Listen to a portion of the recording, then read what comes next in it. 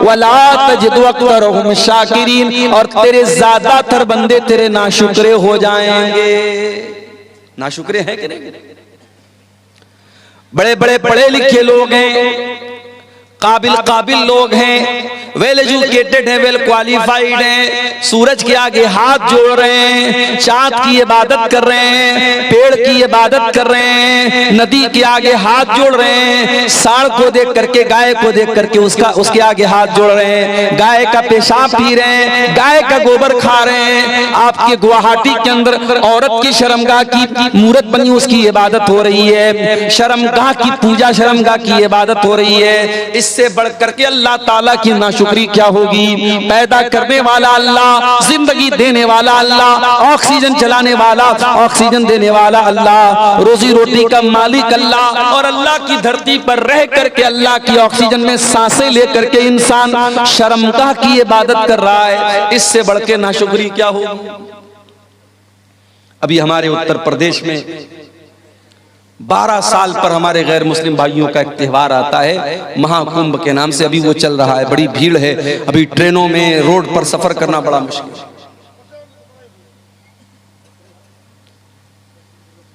इलाहाबाद के अंदर, प्रयागराज के अंदर सारे देश भर से संत साधु आए हुए हैं, मीडिया वाले खूब कवरेज दे रहे हैं। उसमें ऐसे भी साधु लोग आते हैं, ऐसे भी बाबा लोग आते हैं। कोई 10 साल से अपना हाथ ऐसे उठाए हुए है और उसी को बहुत बड़ी इबादत समझ रहा है। कोई नंगा हो करके, मादर जात बरहना है, नंगा है, बदन पर एक कपड़ा नहीं, शर्मगाह नजर आ रही है। औरत आती है, उस नंगे बाबा के आगे सजदा करती है, उसकी शर्मगाह को छू करके आशीर्वाद लेती है, और मीडिया वाले उसको कवरेज दे रहे हैं। मेरे अपनी इच्छाओं को मारना पड़ेगा, अपनी डिजायर्स को खत्म करना पड़ेगा, तब जा करके आप अल्लाह ताला की जन्नत को पा सकते हैं। इस्लाम ने पूरे के पूरे दाखिल, इस्लाम में अधूरे दाखिल मत होना। इस्लाम वो दीन है जो अल्लाह ताला का इकलौता पसंदीदा दीन है। इस्लाम के आने के बाद अब कोई और दीन अल्लाह ताला क्या स्वीकार्य नहीं होगा, एक्सेप्टेबल नहीं होगा, कबूल नहीं किया जाएगा। अल्लाह कुरान में कहता है, इन्नद्दीन इंदल्लाहिल इस्लाम, अल्लाह ताला के यहाँ अगर कोई दीन कबूल होगा तो इस्लाम होगा। अल्लाह फरमाता है, वमन यब्तगी गैरल इस्लाम दीनन फलन युक़बल मिन्हु व हुवा फिल आखिरति मिनल खासिरीन। तुम इस्लाम को छोड़ करके कोई और मजहब लेकर के आओगे, तुम जितनी भी नेकी का पहाड़ लेके आ जाओ, अगर इस्लाम के अलावा कोई और मजहब लेकर के आओगे, कबूल नहीं किया जाएगा। दुनिया के और मजहब में अल्लाह को खुश करना है, शादी नहीं कर सकते। बड़े बड़े ईसाइयों के गिरजाघरों में चले जाओ, वहां आपको ऐसी औरतें मिलेंगी जिनको नन कहा जाता है। ये नन वो औरतें होती हैं जो जिंदगी भर शादी नहीं करती हैं, जो अपने आप को चर्च के लिए खास कर लेती हैं। उनका अकीदा ये होता है, अगर अल्लाह ताला को राजी करना है, खुश करना है, तो हम शादी नहीं करेंगे, हम शौहर के पास नहीं जाएंगे, हम सारी जिंदगी चर्च में रहेंगे। उनको नन कहा जाता है। ये अकीदा है ईसाइयों का। हमारे हिंदू भाइयों क्या एक अकीदा है, अगर आपको ईश्वर को प्रसन्न करना है, अल्लाह को खुश करना है, रियाल, सऊदी अरब में रियाल चलता, इंडिया का पैसा नहीं चलता।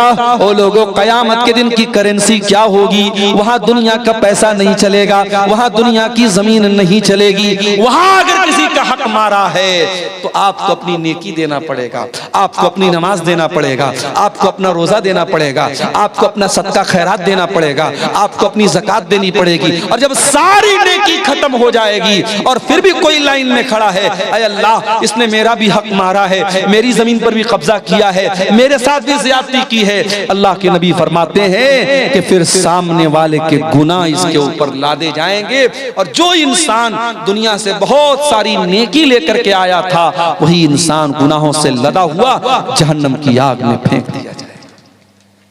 इसलिए मेरे प्यारे साथियों, मैं फिर से वही आयत पढ़ रहा हूं सूरह बकरा की, या अय्युहल्लज़ीना आमनू उदखुलू फिस्सिल्मि काफ़ा, ऐ ईमान वालो इस्लाम में पूरे के पूरे दाखिल हो जाओ। अपने कारोबार में भी मुसलमान बनो, अपनी जमीन जायदाद के मामले में भी मुसलमान बनो, हुकूकुल्लाह के मामले में भी मुसलमान बनो, हुकूकुल इबाद के मामले में भी मुसलमान बनो। अगर बाप हो एक अच्छे बाप बनो, बेटे हो एक अच्छे बेटे, शौहर हो एक अच्छे शौहर, सारे गांव के लिए बहुत अच्छे हो। बीवी से कभी प्यार से बात नहीं करते, अरे तू कैसा नबी का मानने वाला है, तेरे नबी अपनी बीवियों के नखरे उठाया करते थे, बीवियों के साथ हंसी मजाक किया करते थे। अल्लाह के प्यारे नबी फरमाते हैं, खैरुकुम खैरुकुम li ahlihi व अना खैरुकुम li ahली। ओ लोगों, तुम में सबसे बेहतरीन इंसान वो है जो अपनी बीवी के लिए अच्छा है, और मैं अपनी बीवी के लिए सबसे अच्छा हूँ। प्यारे नबी अपनी बीवियों के लिए सबसे अच्छे थे। ओ लोगों, अच्छे शौहर बनो, अच्छे बाप बनो। आज तो हमारा हाल क्या है, हमारे बच्चों को तो मोबाइल पालता है। 3 साल का बच्चा है, खाना नहीं खाता, माँ ने यूट्यूब दे दिया। 5 साल का बच्चा है, बच्चा परेशान कर रहा था, माँ ने मोबाइल दे दिया। आपका बच्चा तो मोबाइल से पल रहा है, यूट्यूब से पल रहा है। ओ लोगों, अपने बच्चों को टाइम दो। एक मर्तबा ट्रेन में मैं सफर कर रहा था, एक गैर मुस्लिम लड़का लड़की आपस में बात कर रहे थे। मुझे नहीं मालूम कि भाई बहन थे या मियाँ बीवी थे या कौन थे, मुझे नहीं मालूम, आपस में बात कर रहे थे। ट्रेन की बात बता रहा हूँ। तो लड़के ने कहा, पटना पहुंचा, फिर पटना से 4 व्हीलर से, वो भी पूरी स्पीड से भागते हुए आपके बीच में पहुंचा। ये सफर जो होते हैं बड़े रिस्की सफर होते हैं। जब ड्राइवर पूरी स्पीड से गाड़ी चलाता है तो कभी कभी ऐसा भी होता है कि गाड़ी को कंट्रोल करना भी मुश्किल होता है। कई बार ऐसा हुआ कि जब हम सफर में जा रहे हैं, रास्ते में बहुत सारे हादसे भी हमारे सामने दिखते हैं, एक्सीडेंट हो रहे हैं, हादसे हो रहे हैं। लेकिन हम ये समझते हैं कि शायद चूंकि ये सफर हमारा अल्लाह के दीन की तबलीग के लिए हो रहा है, इस सफर में पहुंचने के बाद रात के तकरीबन 2 बज रहे हैं, मुझे आपके सामने कुरान पढ़ना है, हदीसें पढ़नी है, अल्लाह और उसके रसूल की बातें पेश करनी है। मैं ये समझता हूं वल्लाहु आलम कि ये कुरान और हदीस की बरकत है कि अल्लाह हिफाजत भी करता है, अल्लाह ताकत भी देता है, वरना हमारे बस की बात नहीं है। मेरे साथ हमारे दोस्त लोग बोलते हैं कि हम लोग 1 दिन का सफर करते हैं, हालत खराब हो जाती है, या 24-24 घंटे हो जाते हैं पीठ बिस्तर पे लगाए हुए।